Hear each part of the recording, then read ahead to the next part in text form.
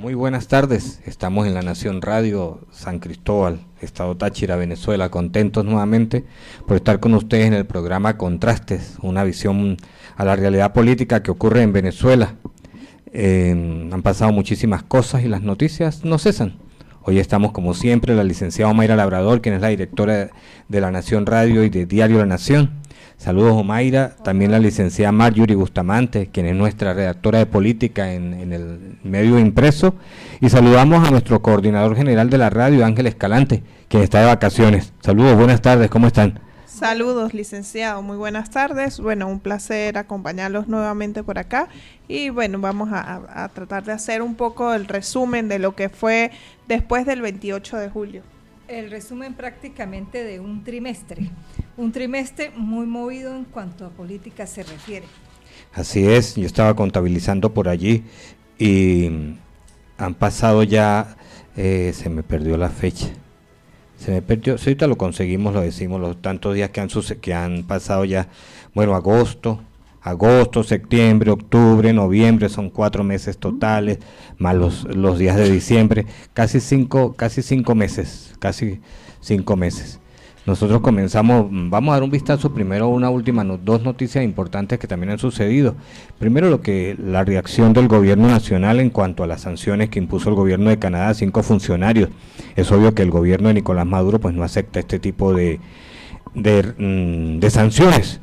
El gobierno de Canadá sanciona a la presidenta del TCJ y a otras personas relacionadas con el ámbito electoral, a un rector del CNE, un fiscal y 2 jueces también.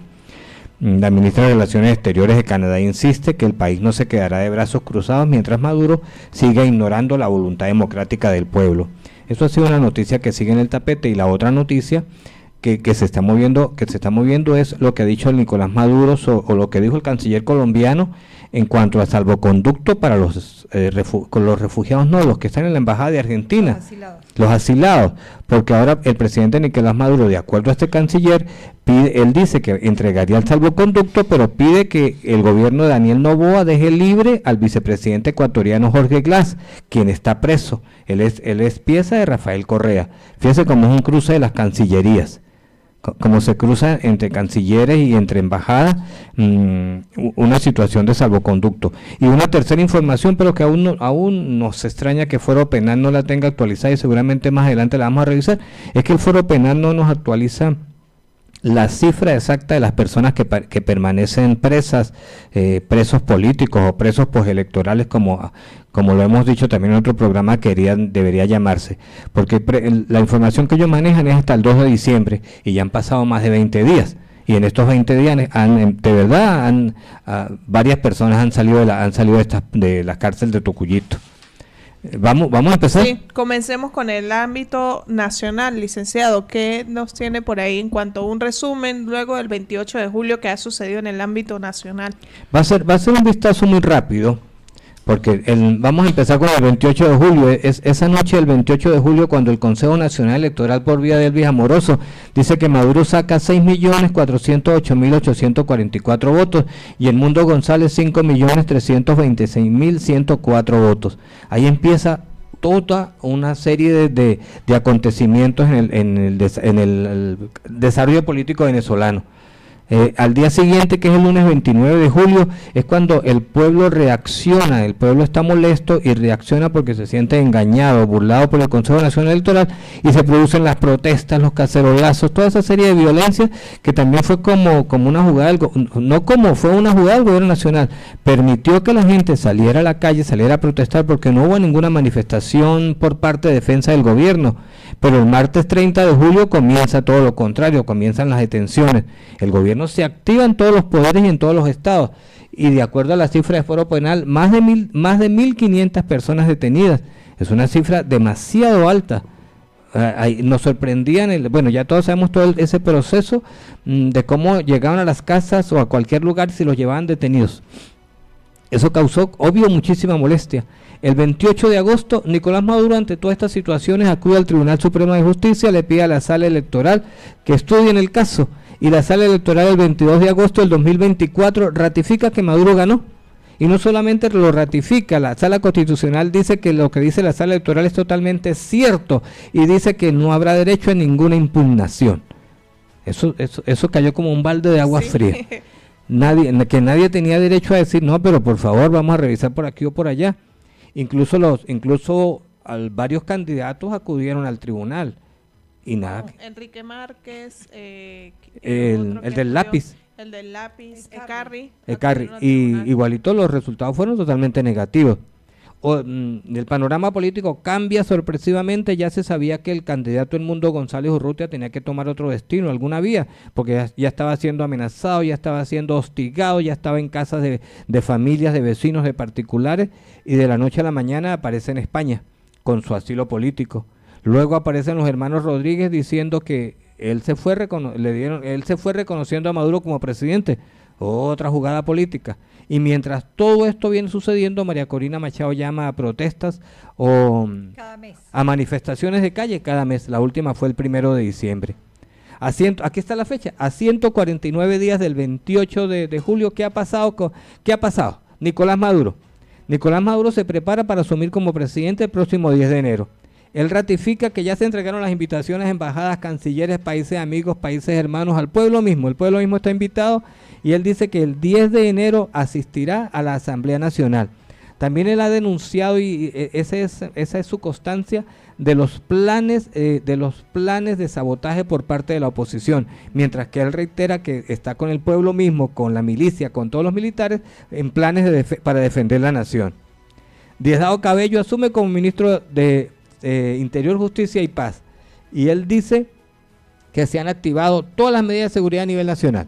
Todos los militares están desplegados, no se habla de acuartelamiento, eso nadie lo ha dicho. Seguramente habrá algún porcentaje acuartelado, y eso también ocurre por temporada navideña, pero habrán algunos que no van a poder disfrutar de la temporada navideña con familia. ¿Qué pasa con María Corina Machado? María Corina Machado tiene orden de captura, o órdenes, y está escondida, está en clandestinidad. Algunos hablan que está en embajada, puede estar en casa de un amigo. El gobierno dice que se fue de Venezuela. También el gobierno ha dicho que estuvo por Colombia, por la embajada de Estados Unidos en Caracas. Pero ella sigue moviéndose por redes sociales, sigue de verdad muy fuerte, muy activa, lucha. Se le ve bastante delgada, no es para menos de la presión que ha tenido esa mujer, porque le ha tocado bastante duro. Edmundo González, ¿dónde anda? ¿Qué hace? Está por España, está recorriendo Europa, ha recibido todo el apoyo de Comunidad Europea. Los otros candidatos presidenciales, ¿qué ha pasado con ellos? Silencio, algunos ya están hablando de las siguientes elecciones. Pero nada que ver sobre el tema electoral de Maduro. Pasaron página. ¿Y la Asamblea Nacional qué pasa? Está activa. La Asamblea Nacional está aprobando leyes, está esperando que llegue el 10 de enero. Y todo el pueblo venezolano sigue a la expectativa. Las actas del Consejo Nacional Electoral jamás se han visto. Por nada el Consejo Nacional ha demostrado transparencia, mientras que las actas del proceso electoral que fueron recopiladas por los testigos de María Corina Machado sí han estado recorriendo el mundo, han estado por Europa, han estado por América. Eso en resumen. Nos preparamos para el 10 de enero. La situación ha sido bastante difícil para el tema mayoritariamente de los presos políticos, y también para los medios, para los periodistas, para nosotros. ¿Por qué? Porque hay muchísima censura, hay muchísimo miedo. Los voceros oficiales después de 10 días guardaron totalmente silencio. Las vocerías la tiene el gobernador de cada estado, y hay muchísima limitación para el ejercicio pleno del periodismo. Eso es un vistazo en líneas generales. Buen resumen nacional. Es un vistazo. Vamos a ver qué pasa después del 10 de enero, qué resumen vamos a traer, ¿no? Sí, no sé si esta Navidad tendrá más sorpresas. Esperemos que se vivan en paz. Así es.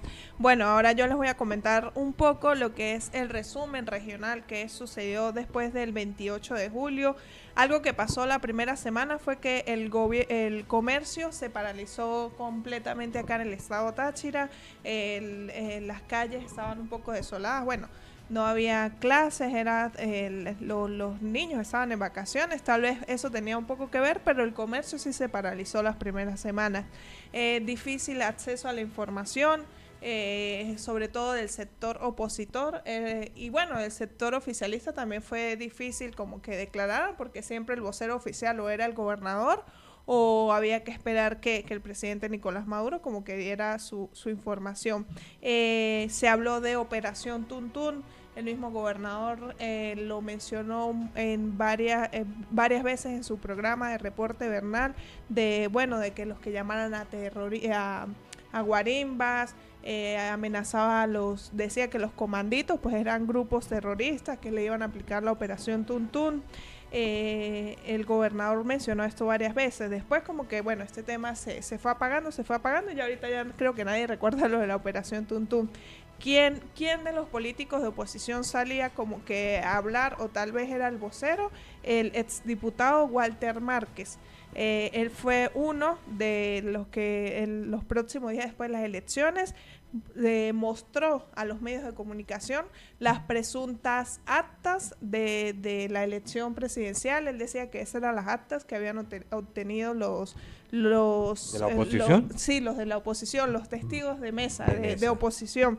Y pues él en esas actas decía que se reflejaba que Edmundo había obtenido en el estado Táchira más de 400.000 votos, mientras que el presidente Nicolás Maduro 79.000 votos. Hacía esa diferencia, él decía que era como un referendo revocatorio para el mismo gobernador, que haya sido la diferencia tan grande. Tan grande.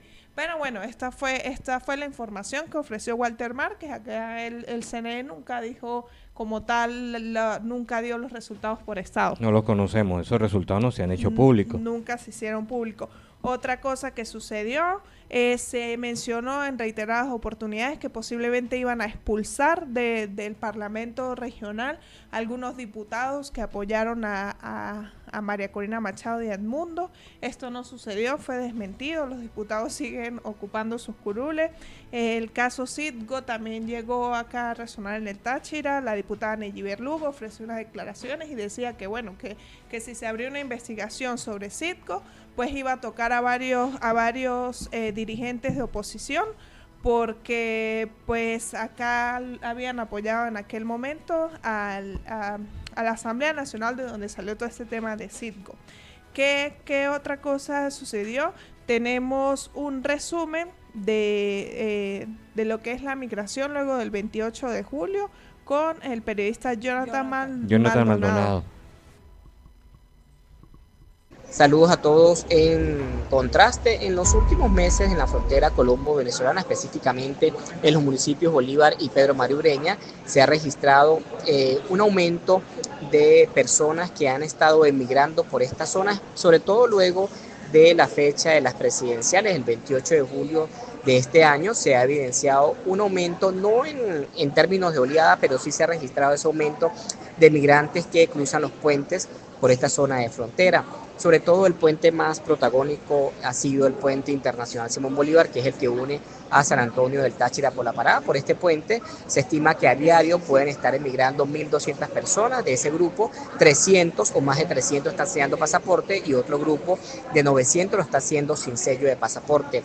Por los 4 puentes, que es el puente Simón Bolívar, el puente Francisco Pablo Santander por Ureña, el puente Atanasio Girardot por Tienditas y el puente Unión por Boca de Grita, se estima que estén saliendo o migrando al día un aproximado de 3.000 personas o más de 3.000 personas. De ese grupo,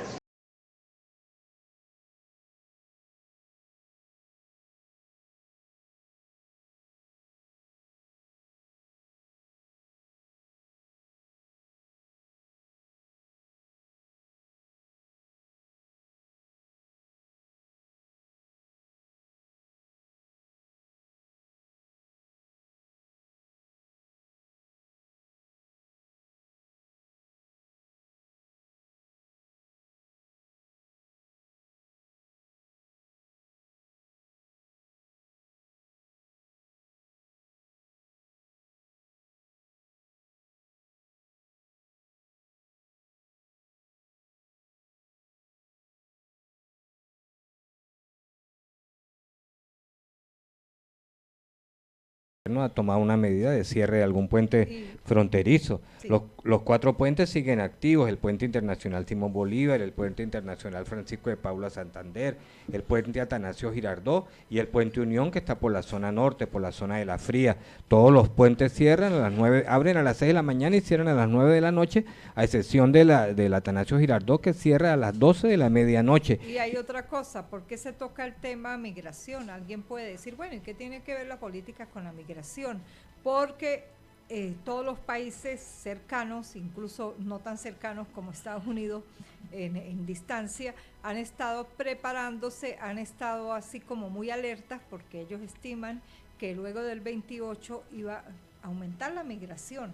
Y ahora también está la fecha del 10 de enero que también están diciendo, según lo que pase, seguramente va a aumentar. Entonces, todos estos países, vamos a decirlos en forma, se están protegiendo. Porque piensa que les va a llegar una oleada de venezolanos. Algunos dicen que sí, que los van a recibir muy bien, con los brazos abiertos y todos, pero mientras tanto cada vez ponen más reglamentos y más leyes para que los venezolanos se queden en casa y no lleguen a otros países. Nosotros hablamos de la frontera norte de Santander, pero también la frontera por Apure y por Brasil también hay movimiento. Después del 28 y antes hubo muchísimo movimiento. Más que aquí. La información ha bajado sobre Brasil, debe ser que la cantidad de migrantes también ha disminuido.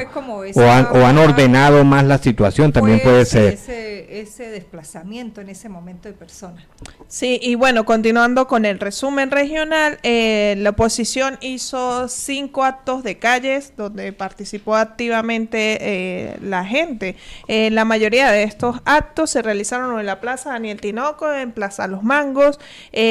Paralelo, el oficialismo también realizaba estos actos de calle, pero el oficialismo lo hacía con caravanas de motorizados. La última el último acto así de calle que tuvo la oposición fue el 28 de septiembre en la avenida Carabobo. Después se citaron el 1 de diciembre, pero no hubo como tal afluencia de personas. Preguntábamos a los dirigentes de oposición qué sucedía, que con estos actos de calles pues ya la gente como que no estaba asistiendo, y bueno, muchos dicen que les da un poco de temor, que porque bueno, llegan a tomarle fotos y después proceden a ser detenidos. Entonces esa fue la cantidad de actos de calles. Como digo, acudieron las personas a los primeros 5 que convocó la dirigente María Corina Machado. Yo creo que los tachirenses, igual como muchos venezolanos, la manifestación se lleva en el alma, se lleva por dentro, en el corazón, yo no sé qué frase decir, o sea, se lleva como en silencio, porque hay un miedo a eso, a lo que usted misma dice. Si yo soy periodista, llego a una comunidad, me dan muchos temen a que sean fotografiados, a entrevistarse, y entonces, ¿cómo vamos a reflejar eso en un impreso? ¿Cómo lo vamos a reflejar en un video? Se ha hecho la noticia, pero no se involucran a las personas que están allí, salvo que ellos quieran declarar, pero de resto, muchos esas manifestaciones internas en el corazón. Así es. La gente no ha querido salir. Hay que ver, después del 28, la primera manifestación, es decir, el 28 de agosto es la que pudo haber logrado reunir mayor número de personas, pero no comparables con en otras ocasiones. Y después de eso disminuyeron significativamente hasta llegar el 1 de diciembre, que por lo menos mediáticamente no se conoció de ninguna protesta. Y paralelamente el gobierno seguía intimidando, seguía deteniendo personas, seguía los ministros de defensa intimidaban al pueblo, entonces el pueblo prefería quedarse en casa. Sí. Así es. Bueno, y luego de todo ese tema de los actos de calle, lo que estábamos conversando, los tanto del sector oficialista como el sector oposición, lo que decíamos, como que pasaron la página del 28 de julio y ahora están hablando de las próximas elecciones. El primero que vino al Táchira a promover las próximas elecciones fue Henry Parra, el presidente del partido PCB, en rueda de prensa, dijo que se estaban preparando para las nuevas elecciones. Daniel Ceballos, el del partido Arepa, dijo que su partido iba a participar también con todo lo... No ha vuelto a salir Daniel Ceballos por allí. Bueno, desde ese día que nos dio la entrevista acá no ha vuelto a salir. Otro, ahora le toca al negro, este es el eslogan con que el diputado Miguel Reyes se presenta como candidato a la gobernación por los ADECOS, y COPEI abrió sus postulaciones para estudiar nombres de los que puedan ser los candidatos a las próximas elecciones. Entre ellos está el diputado Asael Chacón o la diputada Yuri González. Estos son pues más o menos los que se maneja para las próximas elecciones. Y otra cosa que sucedió después del 28 de julio fue que nombraron los 4 tachirenses que fueron nombrados para el gabinete ministerial. Ok, sí. Entre ellos se encuentra Freddy Ñáñez, él fue ratificado como ministro de Comunicación e Información, él siempre ha sido de tendencia oficialista. Julio García Serpa, ministro de Asuntos Penitenciarios, él también es de tendencia oficialista. Grecia Colmenares, ministra de Juventud. Y Ricardo Sánchez, ministro en Educación Universitaria. Este último, Ricardo Sánchez, él sí es del ala opositora. Él fue diputado suplente de María Corina Machado en la Asamblea Nacional y pertenecía a la Plataforma Unitaria. Luego renunció, fundó el partido Alianza para el Cambio y pues ahora es ministro del gobierno de Nicolás Maduro. Sorprenden todos esos cruces políticos, ¿no? Para optar a cargos de poder. Así es. Y bueno, para finalizar el resumen, les comento sobre los presos postelectorales. En Táchira hubo más de 70 presos. Presos 70 adultos. Más de 70 adultos y 15 adolescentes. Que ya están todos en libertad. Los adolescentes. Solo un adulto. Y solo un adulto. Y bueno, los familiares esperan. Incluso el día de ayer los diputados, perdón, se me fue el nombre, Hugo Saavedra y el diputado Juan Carlos Palencia estuvieron a las afueras del Ministerio Público pues exigiendo que fueran liberadas estas personas. Ellos dicen que bueno, que no todos son presos políticos. Así es. Que a pesar de que hayan sido detenidos en este panorama luego del 28 de julio, pues que merecen pasar diciembre con sus familiares. Entonces pedían eso. Vamos a ver qué va a suceder en estos próximos días. Sí, uno lo que reitera es que sean más los liberados, que sean más las personas que regresen a sus casas. Y ya para finalizar el resumen, vamos con el plano internacional. Me quedo con este titular. Las presidenciales venezolanas dejan en un 2024 con la peor crisis política del último lustro, vale decir, de los últimos 5 años. Luego de las presidenciales, como ya lo hemos comentado, y específicamente en el análisis de José Luis y de Marjorie, luego de las presidenciales, estalló el día 29 unas protestas que dejaron un saldo de más de 2.000 detenidos y 28 fallecidos, lo que lejos de aplacar los ánimos del electorado avivó más una llama que el Estado ha intentado de apagar, y hubo nuevos arrestos y hubo también la aprobación de una serie de leyes para evitar que estos se llamen. Aquí la agencia EFE llama las leyes draconianas. Todo esto ha sucedido en Venezuela y esta crisis no ha estado lejos del panorama internacional. Por el contrario, más que nunca ha estado Venezuela en la palestra. Venezuela tiene años sonando en la palestra internacional y con estas elecciones donde el CNE, muy de madrugada, pasadas las 12 de la noche un poquito, dio ganador al presidente como reelecto, Nicolás Maduro, y las personas que apoyan al Mundo González dicen que no y han estado insistiendo que muestren las actas, mientras que la gente del Mundo González ha mostrado unas actas, pero incluso el gobierno ha tildado que esas actas son, entre comillas, son chismas y son falsas. La internacionalista, muy conocida, venezolana, Elsa Cardoso, ella ha dicho que todo lo que ha pasado del 28 para acá es un hito significativo en el plano internacional respecto a toda la crisis venezolana de los últimos años, porque ha sido la consolidación de una postura mayoritaria de la comunidad internacional en rechazo en la forma categórica, abro comillas, de la pretensión de Nicolás Maduro de renovar sin presentar pruebas su mandato. Entre los países que han respaldado la elección y más que la elección, los resultados dados por el Consejo Nacional, es decir, que respaldan la reelección de Nicolás Maduro, se encuentran China, Rusia, naciones del Medio Oriente, Irán, Siria, Qatar y un bloque de países latinoamericanos que incluye a Cuba, Nicaragua, Bolivia y Honduras. ¿Qué pasa con otros países más cercanos y a veces afines a Venezuela, como Brasil, Colombia, México y Chile? Ellos han dicho, si bien es cierto que algunos no dicen que Edmundo González ganó, lo que dicen es muestren las actas, sobre todo el vecino Colombia. Dice, nosotros no reconocemos una reelección del presidente Nicolás Maduro hasta que no se muestren las actas. Y en este dilema está, y en este dilema nos acercamos a una fecha, el 10 de enero. Y en medio de todo esto que estamos viendo aparece el triunfo de Donald Trump. Había mucha expectativa también. Y en Venezuela, ¿quién ganaba en Estados Unidos, demócratas o republicanos? Pues Trump se alzó con un nuevo gobierno y en estas semanas ha advertido que los gobiernos de México y Canadá sobre el injusto, entre comillas, para el país, la migración de los venezolanos. Se cree que él va a tomar medidas, y lo ha anunciado, duras contra la migración. Y también ha hablado algo de la venta del petróleo o de la compra de ellos del petróleo venezolano.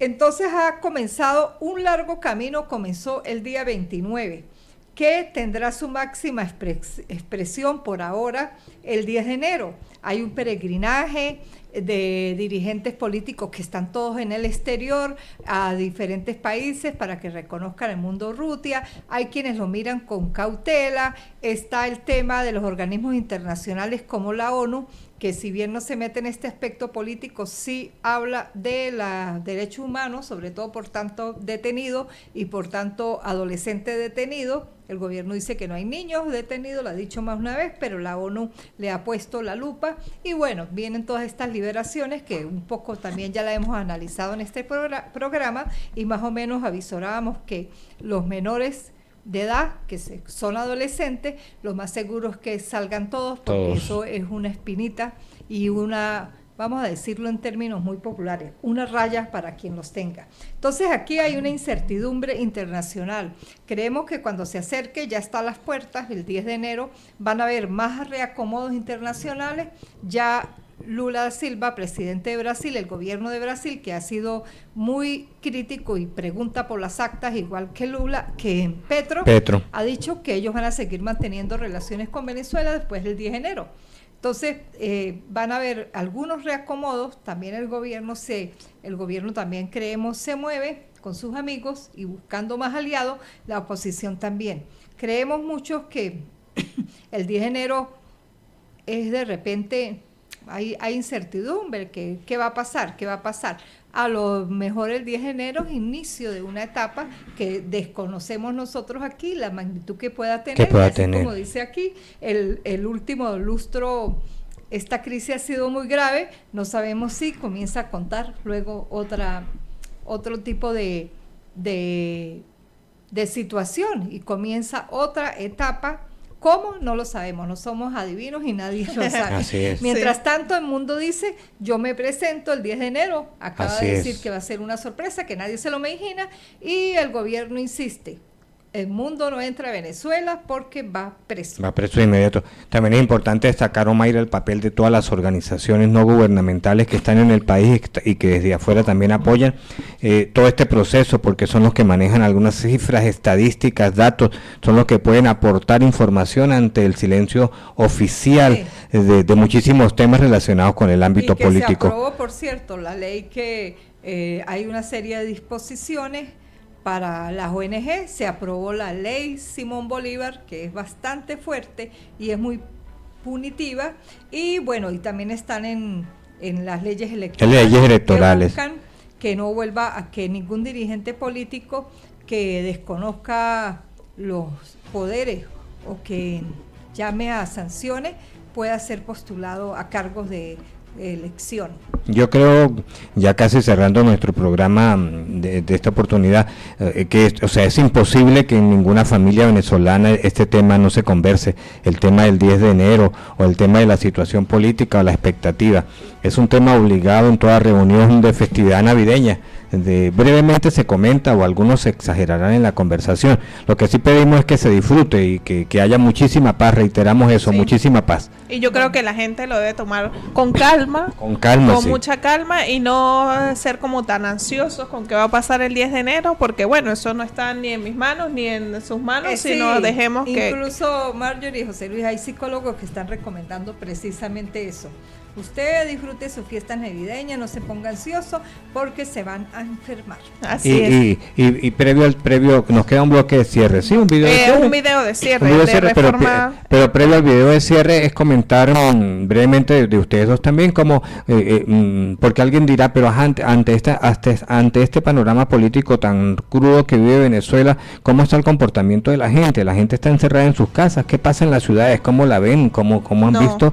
Yo el fin de semana tuve la oportunidad de ver mucha gente en la calle disfrutando, por ejemplo en Barrio Obrero había muchas actividades navideñas, la gente estaba en la calle, o sea, de verdad no he visto como que alguien me diga, no, estoy encerrado porque quiero esperar que pase el 10 de enero, no. Y es bueno decirlo, y aquí tomo quizás un poco un balance que escuché, después del 28 de julio en el Táchira hubo una convención de Fedecámaras, después también. de 50 años hubo. Así es. Hace menos de un mes hubo la FILBEN, también una reunión de la Feria Internacional del Turismo. Aquí hubo gran celebración porque el Deportivo Táchira se sumó otra estrella y es campeonato. Y aquí y en muchas partes las calles pues están adornadas de Navidad, la gente está esperando a sus familiares, la gente está comprando cada quien a su medida, por supuesto, para su cena y eso. O sea, la gente está disfrutando la Navidad. No tengo el peso de otros estados. Y bueno, por lo menos la gente creo que aquí en el Táchira se lo ha tomado de esa forma. Los dirigentes opositores, muchos, salvo los que Marjorie nombró, Miguel Reyes, Walter Márquez, Palencia, se fueron, no han regresado, no sabemos si regresan antes del 10. Y pues el Táchira ha estado, para qué decirlo de otra manera, ha estado muy tranquilo y en diversas celebraciones y en diversas convenciones. Sí, así ha estado muy movido y bueno, lo que reiteramos, yo reitero eso, disfrutar de la festividad cada quien a su manera, con los recursos disponibles, los que están en el extranjero y no pueden regresar al país por muchísimas razones, que la pasen muy bien. Contraste sigue, nuestro país sigue, la información sigue, nosotros adelante. Vamos con el bloque final. Sí. Vamos con un video y nos despedimos.